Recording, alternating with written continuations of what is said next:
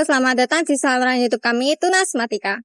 Saya, Calisa dari kelas 10 TJKT 2 akan melakukan perjalanan menarik di sekolah kami tercinta SMK Tunas Harapan Pati. Yuk, mari kita mulai.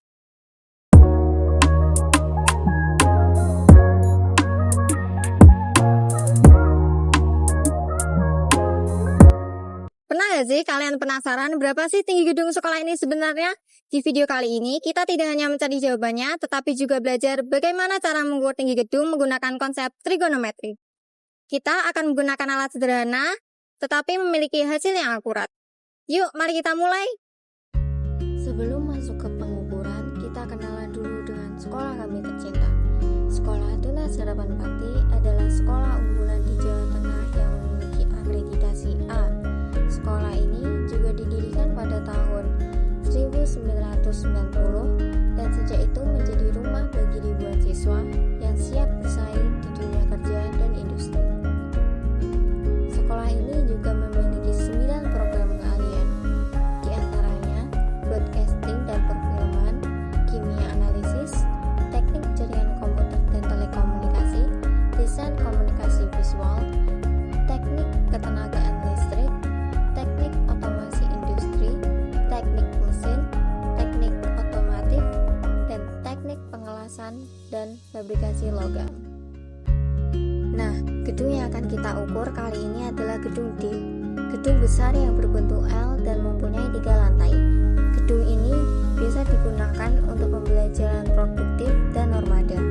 Gedung ini juga telah melalui renovasi sepanjang tahun untuk memastikan bahwa fasilitasnya selalu dalam keadaan yang terbaik. Sekarang, mari kita bahas proses pengukuran. Sebelum praktik, mari kita bahas sedikit tentang konsep dasarnya. Di dalam materi trigonometri, kita belajar bahwa dengan mengetahui sudut elevasi antara mata pengamat dan puncak benda, serta jarak horizontal dari pengamat ke kaki benda, kita bisa mengetahui tinggi benda dengan menggunakan fungsi trigonometri, cos, sin, atau tan. Ditambah tinggi pengamat dan alat ukur klinometer yang terdiri dari busur, pengait teropong buatan, dan pemberatnya, serta meteran untuk mengukur jarak. Kita bisa menerapkan konsep ini ke objek nyata, misalnya gedung di sekolah kita, dengan cara yang aman dan praktis. Pertama-tama kita siapkan alat dan bahan. Pertama, meteran, kedua, kertas dan alat tulis, ketiga, klinometer. Selanjutnya, mari kita bahas proses pengukurannya. Pertama-tama, kita harus mengukur sudut elevasi terlebih dahulu. Pandangkan klinometer ke puncak gedung, lalu biarkan benang atau pemberat menunjuk satu sudut. Catat nilai sudut elevasi tersebut, misalnya sudut 60 derajat. Yang kedua, kita mengukur jarak horizontal. Gunakan meteran untuk mengukur jarak lurus dari titik pengamat ke kaki gedung. Jarak horizontal, misalnya D 6,35 meter. Yang terakhir, kita harus mengetahui tinggi pengamat. Ukur tinggi mata pengamat dari tanah, misalnya tinggi pengamat 1,62 meter. Yang keempat, kita akan menggunakan rumus trigonometri, yaitu tan D per sa. Jika tinggi pengamat diketahui, maka total tinggi gedung sama dengan tinggi di atas mata pengamat ditambah tinggi pengamat. Langkah terakhir yaitu saatnya kita menghitung data-data yang telah dikumpulkan.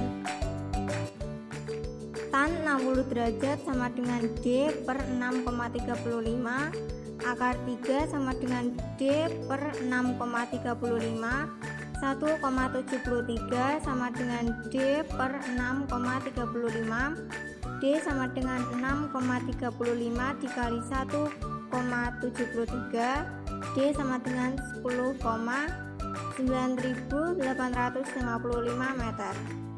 Tinggi gedung sama dengan tinggi pengamat ditambah sisi depan yang telah dihitung. sama dengan 1,63 ditambah 10,9855 meter sama dengan 12,6055 meter. Dari praktik ini kita bisa menyimpulkan bahwa klinometer adalah alat yang efektif untuk menerapkan konsep trigonometri di dunia nyata untuk mengukur tinggi gedung secara tidak langsung dan aman.